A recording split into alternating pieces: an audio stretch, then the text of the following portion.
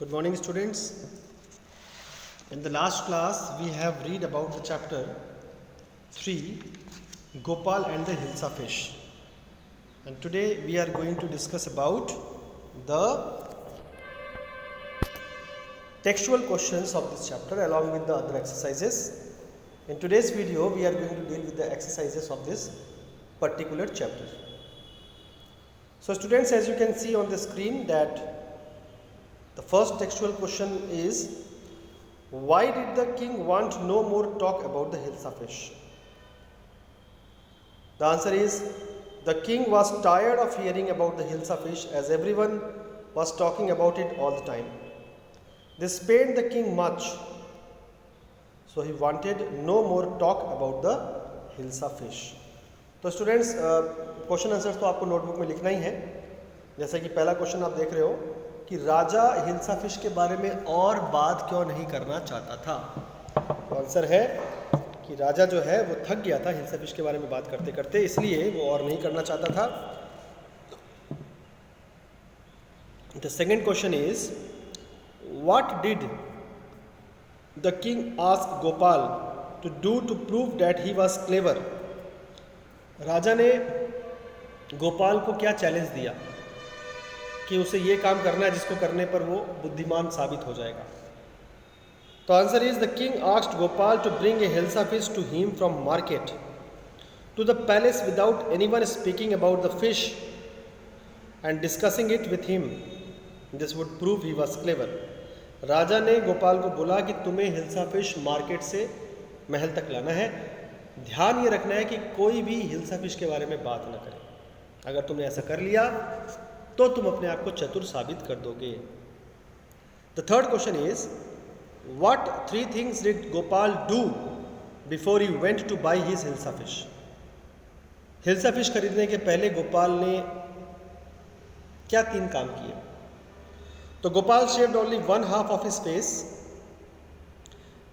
स्मीयर्ड ash and put on torn clothes before he went out to buy his hilsa fish. Gopal ने अपनी जो है hilsa fish खरीदने के पहले 3 काम किए. तो स्टूडेंट्स, पहला काम किया उसने आधा चेहरा सेविंग किया. दूसरा काम किया उसने अपने पूरे चेहरे पूरे शरीर में राख मली. और तीसरा काम उसने ये किया कि उसने फटे पुराने कपड़े पहने. उसके बाद फोर्थ क्वेश्चन है, how did Gopal get inside the palace to see the king after he had bought the fish. Gopal ने जब मछली खरीद ली हिल्सा फिश, उसके बाद महल के अंदर प्रवेश कैसे किया. तो answer is, the gate keepers would not let Gopal in. He then began to dance and sing loudly. The king heard this and he ordered the gate keepers to bring him inside. In this way, Gopal with his hilsa fish got inside the palace. देखो, gate keepers ने उसे अंदर बुलाने से मना कर दिया था क्योंकि वो उसको पहचान ही नहीं पाए थे. तब उसने क्या किया, डांस करने लगा और जोर जोर से गाने गाने लगा. अजीबोगरीब डांस करने लगा, अजीबोगरीब नृत्य करने लगा और जोर जोर से गाना गाने लगा. तो उसका ये अजीबोगरीब गाना ये सब सुन करके राजा के कानों तक भी उसका गाना गया. तब राजा ने उसको अंदर बुलवाया और इस तरह से वो अंदर गया. The fifth question is, explain why no one seemed to be interested in talking about the hilsa fish which Gopal had bought. ये समझाने की कोशिश करो कि गोपाल हिल्सा फिश लेकर के आया था, फिर भी लोग हिल्सा फिश के बारे में बात क्यों नहीं कर रहे थे. तो answer is, Gopal strange and comical appearance made everyone notice and talk about him alone. None noticed the hilsa fish that he carried in his hand. Gopal की अजीबोगरीब जो हुलिया उसने बनाया था उसी में सबका ध्यान खींचा चला गया, इसलिए किसी ने भी हिल्सा फिश को न तो ध्यान दिया और न उसके बारे में बात की. अब इसके बाद देखो स्टूडेंट्स, कुछ ट्रू फॉल्स भी दिए हुए हैं. Write true or false against each of the following sentences. You have to do in this your book. The king lost his temper easily. It's true. राजा बहुत आसानी से गुस्सा हो जाता था. Gopal was a madman. False. Gopal was a clever man. True. Gopal was too poor to afford decent clothes. Decent मतलब होता है अच्छे, नए या साफ सुथरे. गोपाल इतना गरीब था कि वो अच्छे कपड़े नहीं पहन पा रहा था, तो ये फॉल्स है. The king got angry when he was shown to be wrong. राजा गुस्सा हो गया जब उसको गलत साबित किया गया। राजा गुस्सा हो गया जब उसको गलत साबित किया गया। तो ये फॉल्स है, क्योंकि राजा को जब फाइनली गोपाल ने प्रूव किया कि वो चतुर है, यानी एक तरह से राजा गलत है, तो he became happy, he was not angry. ठीक है।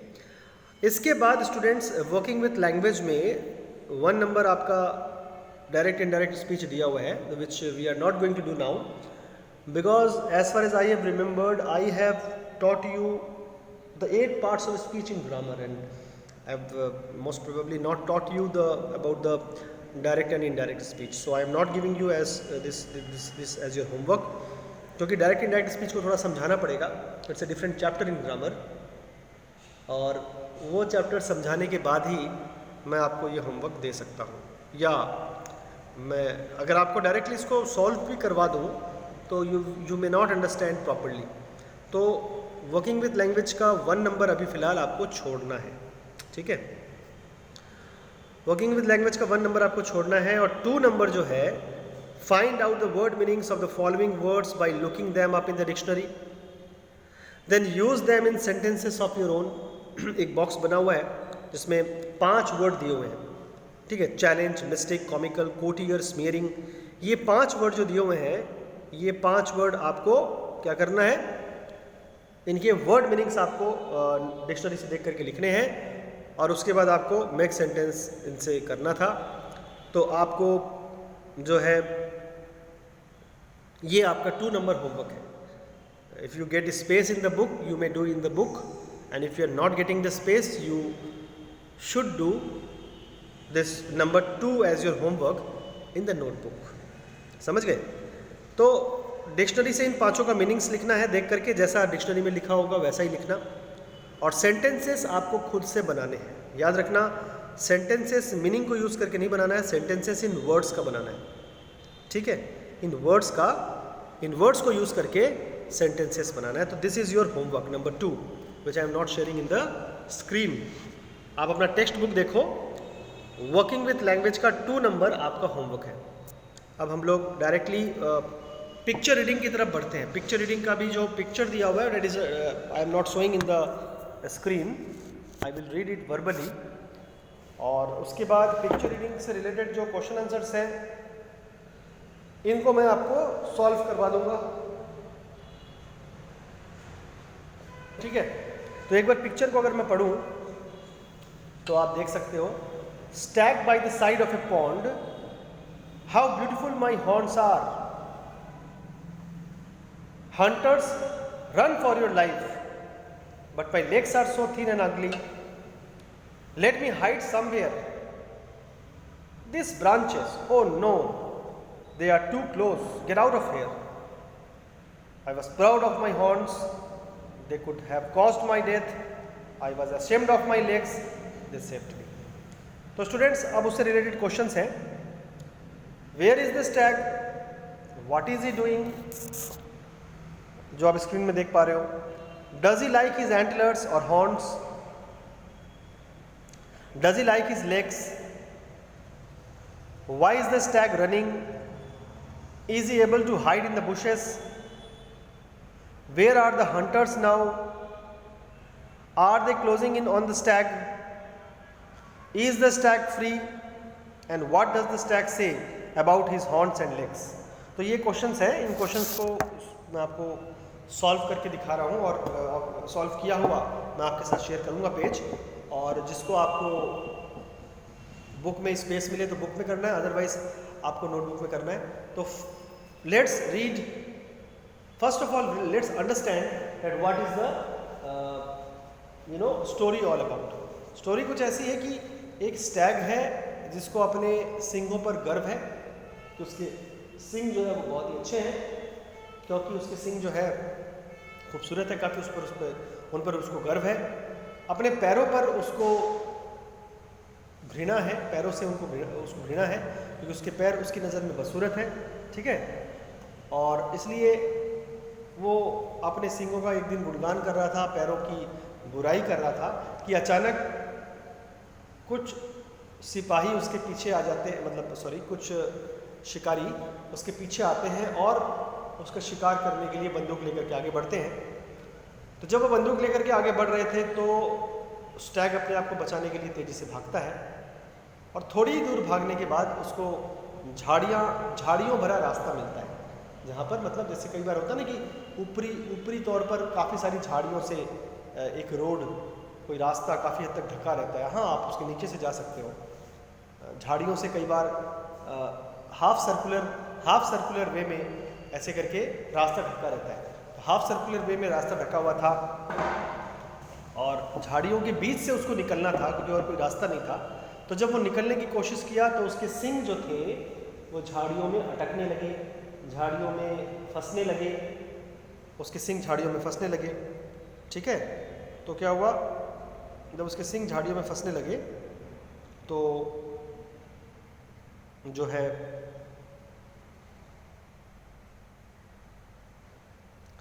वो बहुत कोशिश किया, अपने पैरों से खूब जोर लगाया। अंततः किसी तरह से उसके पैरों के जोर के कारण उसके सिंग, मैंने फंसे हुए उसके सिंग उन झाड़ियों से निकल पाए और वो भागने में कामयाब हो पाया। तो अंततः उसने ये समझा कि जिन सिंगों पर मुझे नाज था वो सिंग आज मुझे मरवाने वाले थे। लगभग मैं मरने ही वाला था अगर वो सिंग मैं अपने पैरों के जोर से न छुड़ा पाता था, लेकिन जो मेरे पैर हैं वो मुझे बचा लिए। तो हकीकत कुछ और थी। हकीकत ये थी कि उसके पैर काम के थे और सिंग बेकाम के थे। तो इस तरह से ये कहानी थी।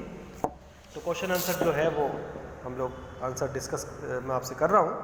तो देखो आप, वेयर इज द स्टैग का आंसर है the stag is by the side of a pond. What is he doing का आंसर है he is looking at his reflection in the water.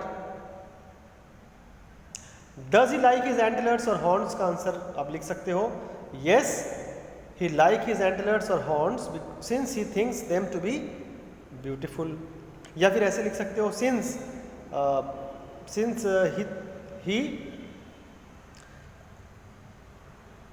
Things they are beautiful. Them to be beautiful भी लिख सकते हो, दे are beautiful भी लिख सकते हो। फोर्थ क्वेश्चन है does he like his legs, तो आंसर है no he does not like his legs as he thinks them to be thin and ugly. Fifth question है why is the stag running, तो answer है the stag is running to get away from the approaching hunters. मतलब पास आते हुए hunters से डर करके वो स्टैग जो है वो भागने लगे थे। सिक्स्थ क्वेश्चन है is he able to hide in the bushes, क्या वो झाड़ियों में छुपने के लिए कामयाब हुआ? नो। तो आंसर होगा he is unable to hide in the bushes, या नो ही इज, ऐसे भी लिख सकते हो no comma he is not able to hide in his bushes as his horns get entangled in the branches. वो इसलिए नहीं भाग पाया क्योंकि उसके जो सिंग थे वो ब्रांचेस में अटक गए थे, फंस गए थे, इसलिए वो झाड़ियों में छुप नहीं पाया। Where are the hunters now, seventh question जो है उसका आंसर होगा the hunters are very close to the bush where the stag is trying to hide. जहां पर वो स्टैग छुपना चाह रहा था उसके बहुत पास ही हंटर्स आ गए थे। Are they closing in on the stag? Yes, the hunters are closing in on him. Hunters उसके तरफ ही आ रहे थे, बहुत करीब थे उसके। 9th और 10th नंबर क्वेश्चन भी आप स्क्रीन में देख पा रहे हो। 9th क्वेश्चन है इज द स्टैग फ्री, तो आंसर है yes the stag frees himself from the bushes that had become entangle in his horns. Stag ने फाइनली अपने आप को फ्री कर लिया था। और लास्ट क्वेश्चन है what does the stag say about his horns and legs, तो आंसर है the stag realizes that the horns on which he was so proud of nearly caused his death while the legs on which he was ashamed of carried him to safety। जिन सिंहों पर उसे नाज था वो उसको लगभग मरवाने वाले थे, और जिन पैरों पर उसको घृणा थी, पैरों से उसे घृणा थी, वो पैर उसको बचा लिए और उसको सुरक्षित कर दिया। अब क्वेश्चन है now right the story in your own words, give it A title. Students, मैंने स्टोरी राइटिंग कभी ना कभी आपसे शेयर की है। इसी सेशन में मैंने आपसे स्टोरी राइटिंग शेयर की थी। प्रोबेबली अप्रैल महीने में जो ऑनलाइन क्लास हुई थी वाया व्हाट्सअप, तब मैंने शेयर की थी स्टोरी राइटिंग। तो स्टोरी राइटिंग में मैंने आपको बताया था पहले कि स्टोरी राइटिंग में क्या होता है कि सबसे पहले आपको एक टाइटल देना पड़ता है, उसके बाद स्टोरी को सीक्वेंस में एक पैराग्राफ स्टोरी का लिखना पड़ता है। जनरली स्टोरी के 2 या 3 पैराग्राफ्स नहीं होते, स्टोरी एक ही पैराग्राफ में लिखी जाती है, कुछ लाइंस मतलब 10 से 15 लाइन में लिखी जाती है और एक ही पैराग्राफ में आमतौर पर लिखी जाती है, पैराग्राफ डिवीज़न इसमें नहीं होता।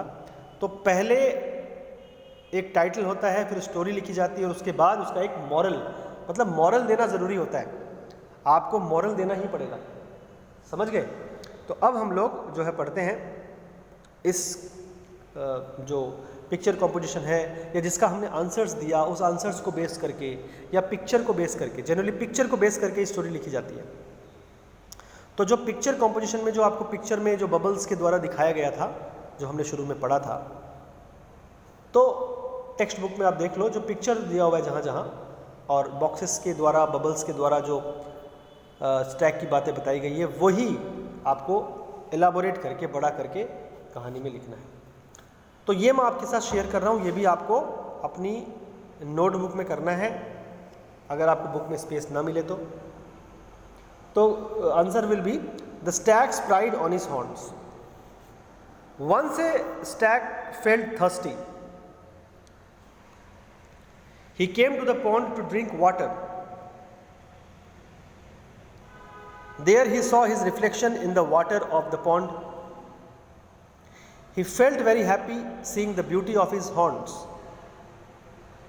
But my horns, यहाँ प्रिंटिंग मिस्टेक है, HORNS होगा, US नहीं।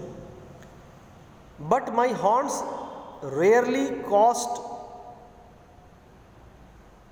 rarely भी नहीं होगा, nearly होगा, NEARLY, but my horns nearly cost me death होगा, cost me death, by death नहीं होगा, me होगा, by की जगह me लिखोगे।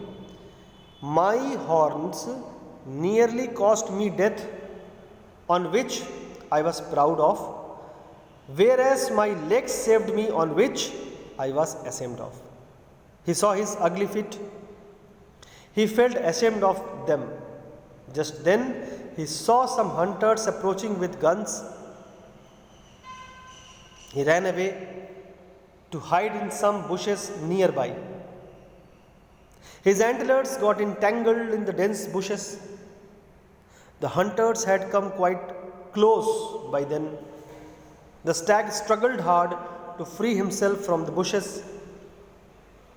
He then raced to a safe spot and thought, my horns nearly cost by death, नहीं me होगा, me death, on which I was proud of, whereas my legs saved me, on which I was ashamed of. And the moral is, beauty is lying in usefulness. सुंदरता किसी चीज़ की उपयोगिता में छुपी हुई होती है। कोई चीज़ अगर उपयोगी है तो वो सुंदर ही कहलाने योग्य है, और कोई चीज़ अगर ऊपरी तौर पर सुंदर है लेकिन अनुपयोगी है, कोई चीज़ अगर ऊपरी तौर पर सुंदर है लेकिन अनुपयोगी है तो वो सुंदर कहलाने के लायक नहीं है। हालांकि हम ऐसा आमतौर पर नहीं करते, हम लोग ऊपरी तौर पर दिखने वाली चीज़ की तरफ आकर्षित हो जाते हैं और उसका गुणगान करने लगते हैं, उसकी तारीफ़ करने लगते हैं। लेकिन किसी इंसान या किसी वस्तु के अंदर की जो क्वालिटी है वही उसकी सुंदरता का पैमाना या आधार होना चाहिए। इस स्टोरी का एक और मॉरल हो सकता है students, all that glitters are not gold. फिर से बोल रहा हूं, ऑल दैट ग्लिटर्स, GLITTERS,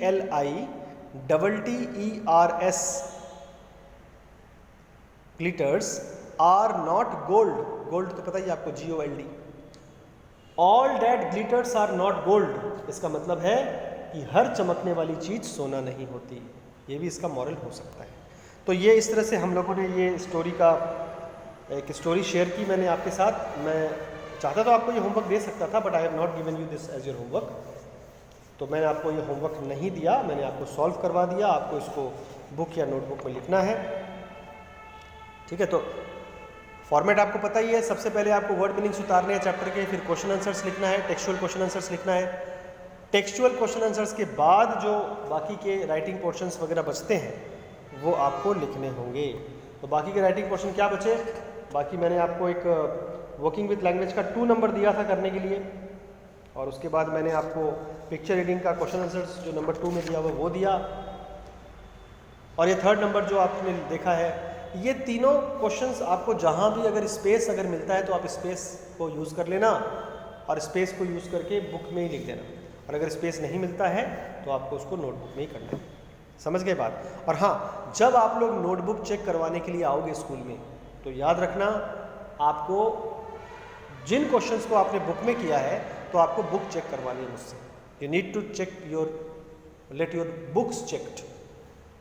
जो क्वेश्चन है बहुत ही गिने चुने क्वेश्चंस जिसका स्पेस बुक में दिया हुआ है वो आपको मैं बुक में करने बोलता हूँ। मैं नहीं चाहता कि आप अननेसेसरी उसको बुक में भी लिखो, फिर अननेसेसरी आप उसको कॉपी भी करो नोटबुक में। ज़बरदस्ती का एक बेवजह की मेहनत मैं नहीं करवाना चाहता। तो इसीलिए याद रखना कि जब आप नोटबुक सबमिट करोगे तो अगर बुक में कुछ किया हुआ है आपका, तो बुक भी आपको नोटबुक के साथ सबमिट करनी है। ठीक है, और ये एक बात और याद दिला दूं कि आप लोगों को हर वेडनेसडे और हर सैटरडे को तो स्कूल में आकर के अपने पेरेंट्स के थ्रू या खुद आकर के स्कूल में आकर के आपको अपनी नोटबुक सबमिट करके जाना है। जहाँ तक पॉसिबल हो अपने पेरेंट्स को ही भेजिएगा। आपके पेरेंट्स आकर के आपकी बैग को स्कूल में सबमिट करके चले जाएंगे, और फिर एक दिन बाद आपको वो नोटबुक चेक की हुई मिल जाएगी और आप उसको ले जाओ वापस। ठीक है, तो ये जो भी होमवर्क्स मैं दे रहा हूँ ये आपको सबमिट करना है। जैसे आज तक का जो मैंने होमवर्क दिया है या आज तक जो भी मैंने शेयर किया है क्वेश्चन आंसर्स वगैरह, ये सब नोटबुक में करके आप मोस्ट पॉसिबली आप इसको कल सबमिट कर दो।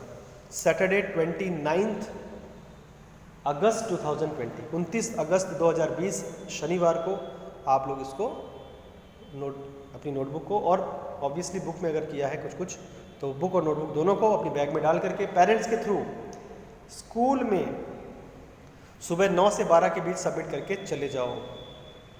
और अगले दिन मतलब अब मंडे ही होगा, तो मंडे को आपको अपनी नोटबुक मिल जाएगी। ओके, सो इसके बाद देखो स्टूडेंट, एक और क्वेश्चन है which is a crossword puzzle. ये भी मैं आपको होमवर्क दे रहा हूँ, just try. It is not necessary कि आप ये सारा सॉल्व भी करोगे। आप इसको अगर आपको ठीक से नहीं आ रहा है, कुछ क्लूज दिए हुए हैं, समझ रहे हो, टेक्स्ट बुक देखो अपनी, कुछ क्लूज दिए हुए हैं क्वेश्चन नंबर 4 में, और उस क्लूज के आधार पर आपको क्रॉसवर्ड पजल को सॉल्व करना है। तो आपका ये क्रॉसवर्ड पजल भी मैं आपको होमवर्क दे रहा हूँ, just try. Filling the blanks के थ्रू क्लूज है, और ट्राई करो इसको सॉल्व करने की। अगर होता है तो ठीक है, और अगर नहीं होता है तो मैं देखता हूँ, मैं फिर बाद में आपको करवा दूंगा। थोड़ा इजी लग रहा है मुझे, इसलिए मैंने आपको ये होमवर्क दिया है। इतना भी मुश्किल नहीं है, कोई एक आध वर्ड आपको थोड़ा सा 1, 2 या मुश्किल से मुश्किल 3 वर्ड आपको थोड़ा हार्ड मिल सकता है, बाकी मिल सकते हैं 2-3 वर्ड आपको हार्ड लग सकते हैं, बाकी ये इजी है। तो नंबर 4 जो क्वेश्चन ये है कि complete the following word ladder with the help of the clues given below. 7 fill in the blanks हैं। इसके आधार पर आप उस जिगजैग शेप के जो क्रॉसवर्ड पजल है उसको सॉल्व करो। लेफ्ट से राइट कुछ वर्ड बनेंगे, ऊपर से नीचे कुछ वर्ड बनेंगे। ठीक है, तो tomorrow I am waiting for your notebooks to be checked. कल अगर आप लोग नोटबुक सबमिट कर देते हो तो, वरना सिर्फ इंग्लिश की, आपको सारे सब्जेक्ट की नोटबुक्स हर बुधवार और हर शनिवार को सबमिट करनी है। समझ गए बात? हर बुधवार को 9 से 12, हर शनिवार को 9 से 12, क्योंकि ये 3-4 दिनों में आपको कुछ ना कुछ तो होमवर्क मिलेगा ही। तो जिस सब्जेक्ट का जिस भी सब्जेक्ट का आपको होमवर्क मिलता है ये 3-4 दिनों में आप उनको कर करके सबमिट कर देना, और नेक्स्ट डे अपनी नोटबुक कलेक्ट कर देना। So that's all for today students. आज हम लोग चैप्टर 3 जो हम लोग पढ़ रहे थे पूरी तरह से हमने कंप्लीट कर लिया है, और इसके बाद नेक्स्ट क्लास में चैप्टर 3 तो हमारा हो गया है पूरा कंप्लीट, और उसके बाद नेक्स्ट क्लास में हम लोग पोएम पढ़ेंगे और उसके क्वेश्चन आंसर्स वगैरह को डील करेंगे। ठीक है, तो that's all for today. Thank you very much. Stay at home, stay safe.